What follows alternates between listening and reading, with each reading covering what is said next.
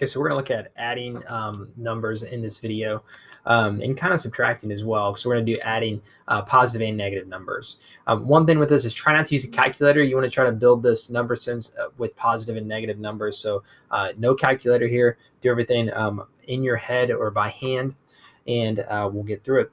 So when positive and negative numbers, think of the number line. It will help you to decide if your answer makes sense or not. So we have this -4 plus 2. Oh, actually before this. So when you add a positive number, you move to the right, or positive numbers move to the right, and then negative numbers move to the left. I would strongly encourage you to stop thinking about adding and subtracting as much as just combining. You're putting these numbers together. So if you combine -4 plus 2, well, we start at -4, which is down here to the left of 0. And then if we add 2, or if I combine a positive 2, I'm going to move positive 2 to the right, and I land on -2. Okay, here if I add 3 plus -4, if I combine positive 3 and -4, so positive 3 is here, and then -4, I move to the left, and I'm down here at -1. Make sure you pause the video and try these. I'll move through these next couple kind of quickly. 7 plus -2, 7 would be up here, and then negative numbers move to the left, and it puts you down at 5. And then -3 plus -2. Well, what if I combine -3 and -2? Well, if I combine -3 and -2, I get down to -5.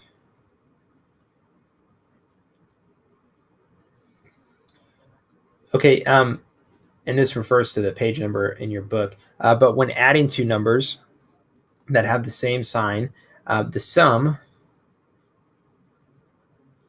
will have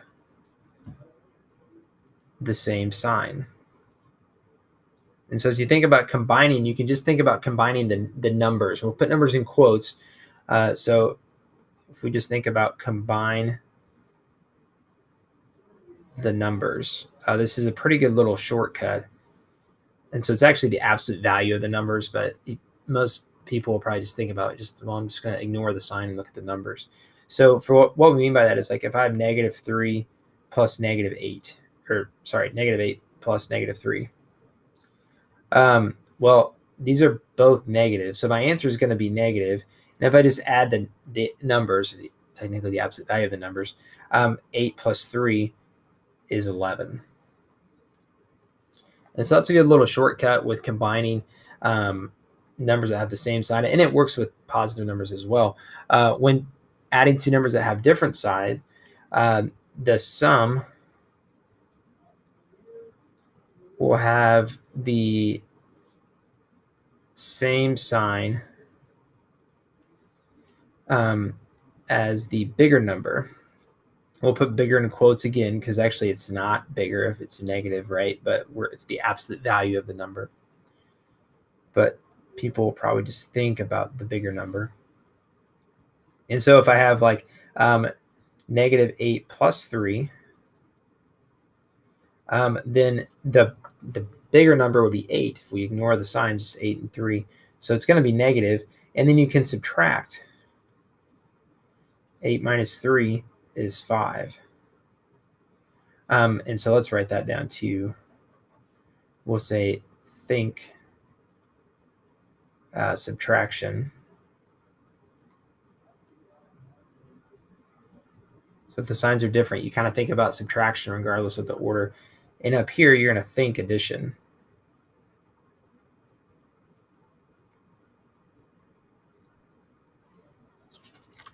Okay, so let's put this into practice here.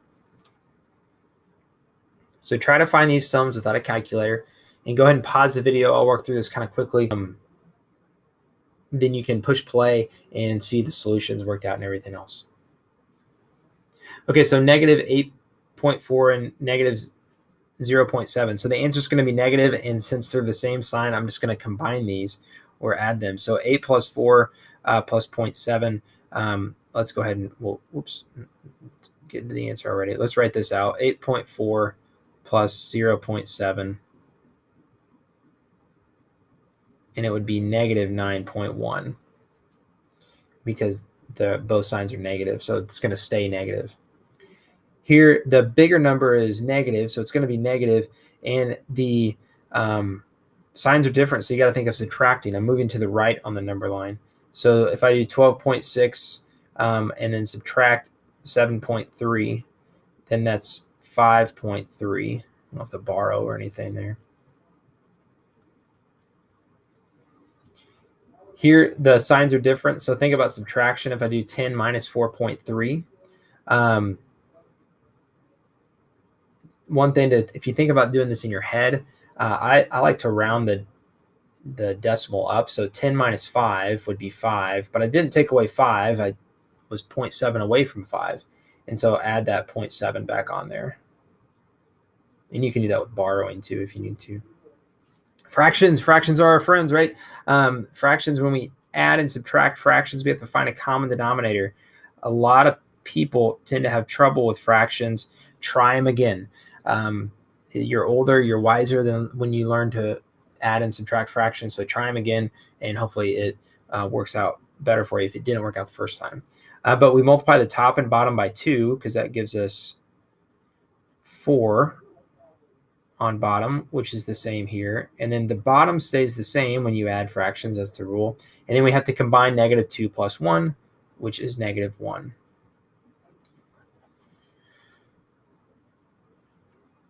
Here with mixed numbers, there's a couple different ways to handle mixed numbers. I like to turn them into improper fractions. So to do that, the shortcut is to multiply and then add. So 2 times 2 is 4 plus 1 is 5. So it's negative 5/2 plus negative 1/3. And then now we need a common denominator. So we multiply this times 3 over 3 and this one times 2 over 2. So it's negative 15 over 6 minus 2 over 6. The bottom stays the same. And on top, negative 15 and negative 2, when we combine those, we get negative and then 17. So the signs are the same, so it's going to be negative still. And you can't reduce that at all. Here, let's change this. 3 times 1 is 3, plus 1 is 4. So 4/3 plus 1/4. And then multiply this times 4 and this times 3, and that will give you a common denominator. So you get 16 over 12 plus 3 over 12 is equal to, and those are both positive, so just add them together, 19 over 12, and you cannot reduce. Okay, so here we have multiple numbers in a row. You can go in order. You can switch the order up if you want, but we'll just go in order. So negative 10 plus 18, subtract those because they're different signs. You get 8. And then here another thing you could do is write it. Well, we'll keep it as addition. You could write it as subtraction. You'll never really see this plus negative 23, but we'll talk about subtraction next. And then these are different signs. The bigger number is negative. And then since they're different signs, think of subtraction. We would be going to the left of the number line, but 8 minus 23 or 23 minus 8 is 15. So it's negative 15. Here, I'm going to add these two numbers first just because the 0.5s seem like they're a little easier to add. So, and just you can kind of count on. So if you start at 3.5, add 0.5, that's 4, and then 5, 6.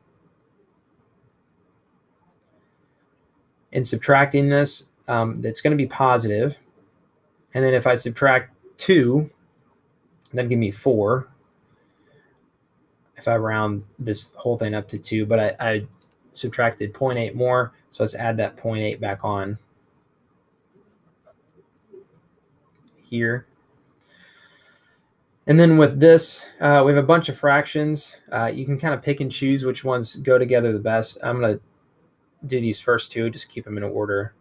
So 1/4, if I multiply this times 2 and 2, I get plus 2/4, and then minus 1/3, or I should say plus and negative 1/3. So add these together and you get 1/4 because the positive 2 is bigger. And then 2 minus 1. And then plus a negative 1/3.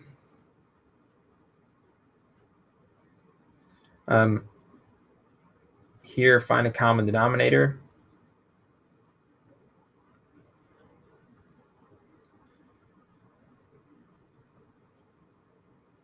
Oops, I wrote a 3 there instead of a 4.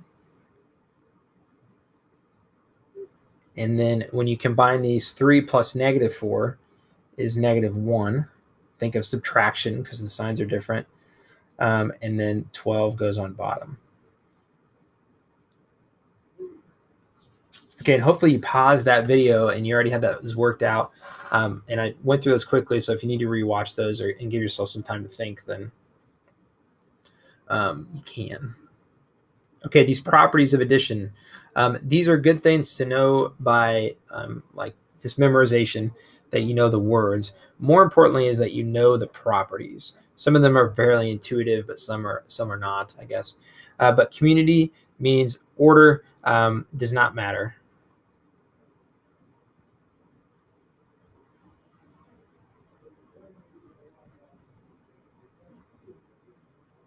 So with addition, you can switch the order. Associative is the way you group them. So it doesn't matter, does not matter. So the way, if I say like, let's look at the example, negative 3 plus 2 plus 1. If I do negative 3 plus 2 first, I'm going to get the same thing as 2 plus 1.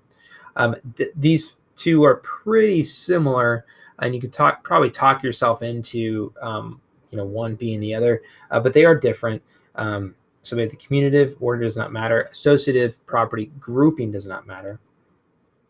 Identity, if you add 0, you get nothing changes. And then inverse, if you add the opposite or the negative of it, then you get 0. So two opposite numbers add to 0.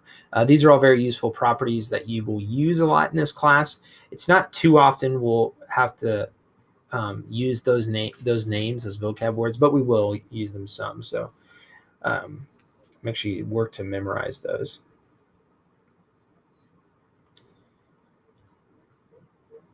And so let's just identify these. So pause the video real quick.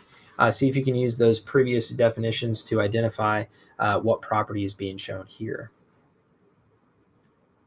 Okay, and so since these are opposites, that's the inverse property. Here we switch the order. And it doesn't matter. It's the same thing. That's the commutative property.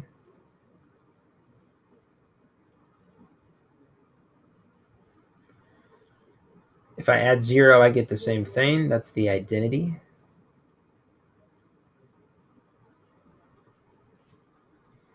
Here is the grouping. So instead of, I did 4 plus 5 first. Over here, we did 3 plus 4. That's the associative. And then here, it looks like grouping, but we also switched the order. So this is the commutative and the associative.